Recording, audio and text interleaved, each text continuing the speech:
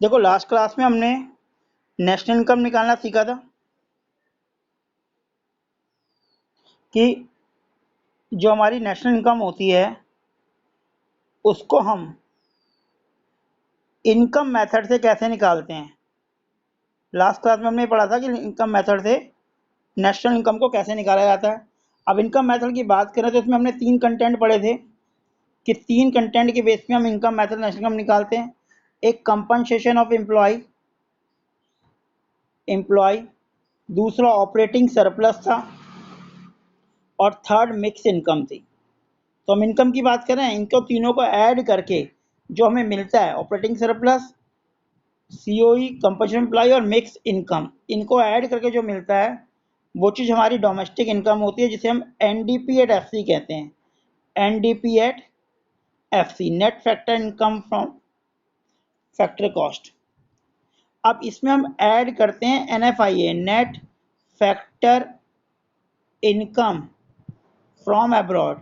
जो हम इसमें ऐड करते हैं तो जो हमें आंसर मिलता है वो मिलता है NNP at FC, net national product at factor cost. और एनएनपी एट एफसी जो होता है इसी को ही हम एनआई कहते हैं, नेशनल इनकम कहते हैं। तो हमने ये पढ़ा था इनकम मेथड में हम इनकम की बात करते हैं। ये 3 इनकम है।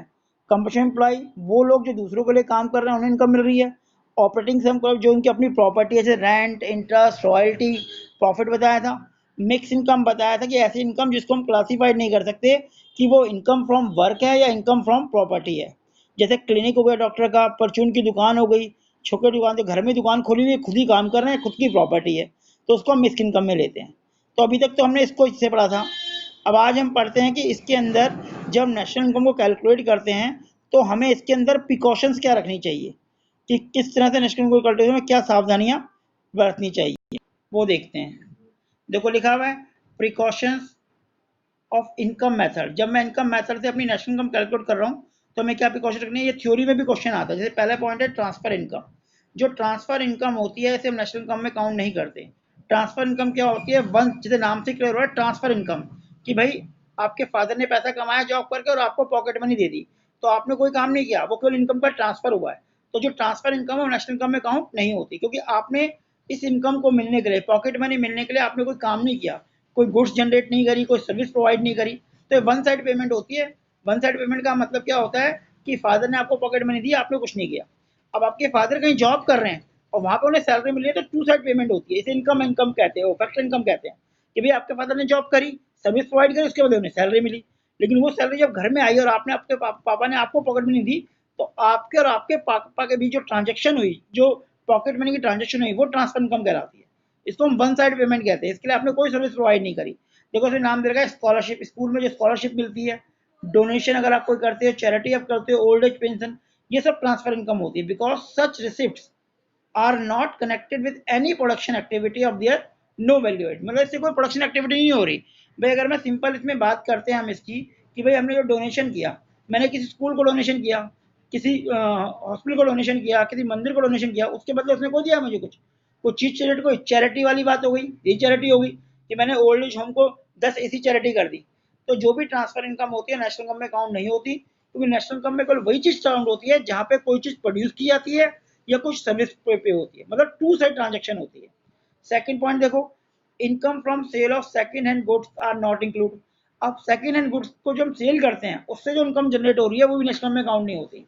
भाई मेरे पुरानी गाड़ी थी, मैंने अपनी गाड़ी 10 लाख की खरीदी और 2 लाख की बेच दी, तो 2 लाख की जो बेची तो उससे मुझे 2 लाख तो मिले, लेकिन ये मेरी इनकम का पार्ट नहीं है, क्योंकि कोई नई गुड्स नहीं बनी, केवल ऑनरशिप चेंज हुई। पहले मैं उस गाड़ी का ऑनर था, अब वाई पर्सन उस गाड़ी का ऑनर हो गया। ठीक है ना। तो क्योंकि जब कोई गुड्स जनरेट नहीं हुई तो सेकंड हैंड चीज की जो परचेज होती है, सेल होती है, उसे हम नेशनल इनकम में काउंट नहीं करते। फर्स्ट टाइम जब मैंने गाड़ी परचेज की होगी 10 लाख की, तो उस टाइम इनकम जनरेट हुई कंपनी की, क्योंकि वो नई गाड़ी रोड पे आई, हिंदुस्तान में एक गाड़ी बढ़ गई। लेकिन अगर मैंने गाड़ी किसी और को बेची है तो उसमें क्या हुआ है, हिंदुस्तान में नई गाड़ी नहीं आई, केवल ऑनरशिप चेंज हुई है। तो उस केस में इसको हम नेशनल इनकम में काउंट नहीं करते। मैं पढ़ रहा हूँ, देखो क्या लिखा है, income from sale of second hand goods and not including national income as their original sale has already be count. Original sale मतलब फर्स्ट टाइम जब मैंने परचेज की होगी तो नेशनल इनकम में काउंट हुई होगी। एक बात और ध्यान रखना, however the brokerage of commission received by broker or commission get to sale of goods will include in the income of, rendering producing service. अब मैंने 2 लाख की गाड़ी बेची, माना मैंने बीच में एक एजेंट रखा हुआ था, एजेंट ने मुझसे 10,000 रुपये लिए, तो एजेंट ने जो 10,000 रुपये कमाए वो नेशनल इनकम में काउंट होंगे, क्योंकि वो सर्विस प्रोवाइड कर रहा है। तो जो गुड्स मैंने बेची उससे जो मुझे पैसा मिला वो तो नेशनल में काउंट नहीं हो रहा। लेकिन इस बीच में अगर कोई एजेंट है, कोई ब्रोकर है, और ब्रोकर को मैं ब्रोकरेज देता हूँ, और ब्रोकरेज लेता हूँ दोनों पार्टी से, तो वो जो ब्रोकरेज ले रहा है वो नेशनल इनकम में काउंट होती है। क्यों? क्योंकि वो तो सर्विस प्रोवाइड कर रहा है फर्स्ट टाइम। तो ध्यान रखना कि गुड्स की सेल परचेज, ओल्ड गुड्स की सेल परचेज नेशनल में काउंट नहीं होती, लेकिन जो ब्रोकरेज उसके अंदर दी जाती है वो नेशनल में काउंट होती है। ये क्वेश्चन 1 मार्क्स के आ सकते हैं कि मिस्टर एक्स ने मिस्टर वाई को 5 लाख की गाड़ी बेची और जेड ने उसमें 50,000 कमीशन कमाया, 5 लाख की गाड़ी में 10,000 कमीशन कमाया, तो इसमें नेशनल में क्या काउंट होगा? इसमें नेशनल में 10,000 काउंट होगा जो ब्रोकर ने लिया है, ध्यान रखना, वो काउंट नहीं होगा। थर्ड पॉइंट देखते हैं, देखो थर्ड पॉइंट में क्या कह रहा हूँ कि income from sale of share, bond and debenture are not include, such transaction do not contribute the currency flow of the goods and service. अब देखो शेयर डिवेंचर भी नेशनल में काउंट नहीं होते। मैंने माना रिलायंस के शेयर परचेज किए हुए थे 5 लाख के, आज मुझे पैसे की जरूरत पड़ी, मैंने किसी को 5.5 लाख के बेच दिए, तो उसमें क्या हुआ? केवल फाइनेंशियल ट्रांजेक्शन है, मेरे जो डॉक्यूमेंट थे अब वो मेरे ना होकर किसी वाई पर्सन के हो गए, तो कोई गुड्स तो बने नहीं, कोई सर्विस तो प्रोवाइड हुई नहीं, तो ये भी नेशनल इनकम में काउंट नहीं होता। केवल ओनरशिप चेंज हुई है, पहले रिलायंस कंपनी के शेयर का मालिक मैं था, अब मिस्टर विजय हो गए जिनको मैंने बेचा। तो जो भी फाइनेंशियल ट्रांजेक्शन होती हैं ऐसी शेयर डिवेंचर की, वो भी नेशनल में काउंट नहीं होती। अगले पॉइंट पे आते हैं, विंडफॉल गेन। विंडफॉल गेन का मतलब लॉटरी लगना, हॉर्स रेस वगैरह जो होती है, ये भी नेशनल इनकम में काउंट नहीं होती, क्योंकि कोई प्रोडक्शन नहीं हो रहा। भाई आपने लॉटरी जीती, केवीसी में पैसा जीता, तो उसमें कोई एफर्ट्स नहीं है, तो ये भी नेशनल में काउंट नहीं होता। आप नहीं कह सकते कि उसने एफर्ट्स करके जीता है। जो भी ऐसी लॉटरी विनिंग होती है, हॉर्स रेस वगैरह होती है, उसमें कोई नेशनल इनकम में काउंट नहीं होता, क्योंकि कोई प्रोडक्शन एक्टिविटी नहीं हो रही, कोई सर्विस प्रोवाइड नहीं हो रही।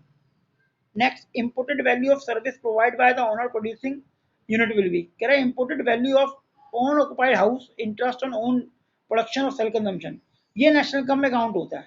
ऑन ऑक्युपाइड का मतलब मैं अपने मकान में खुद रह रहा हूँ, तो उसका कुछ ना कुछ तो किराया बनता है, लेकिन मैं अपने आप को किराया कोई दूंगा, इसको इम्पोर्टेड रेंट कहते हैं, ठीक है ना। मैंने अपने पैसे पे कोई ब्याज कोई लूंगा, उसे इम्पोर्टेड इंटरेस्ट कहते हैं। इम्पोर्टेड का मतलब कि अपने पैसे पे ही जो आपको, अपनी प्रॉपर्टी पे जो आपको इंटरेस्ट बन रहा है, लेकिन आप खुद चार्ज कोई करोगे। तो ये इसकी प्रिकॉशंस है, ध्यान रखना। इसमें ऊपर सीधा प्रिकॉशंस नहीं आएंगी कि what are the precaution income method, particular point आएगा। जैसे ट्रांसफर इनकम के ऊपर पॉइंट आ गया कि paid father paid pocket money to his son 5,000 per month, is it including national income और नॉट? तो आप क्या लिखोगे?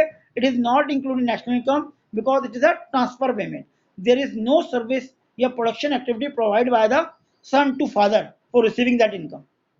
तो इस तरह का आंसर लिखा आता है, रीजन आता है। तो आपको 5-6 पॉइंट गिवन होंगे, आपको उसमें बताना पड़ेगा कि it is including income, national income और नॉट, विद रीजन। तो आपको प्रिकॉशन आनी चाहिए, ठीक है। अब एक बार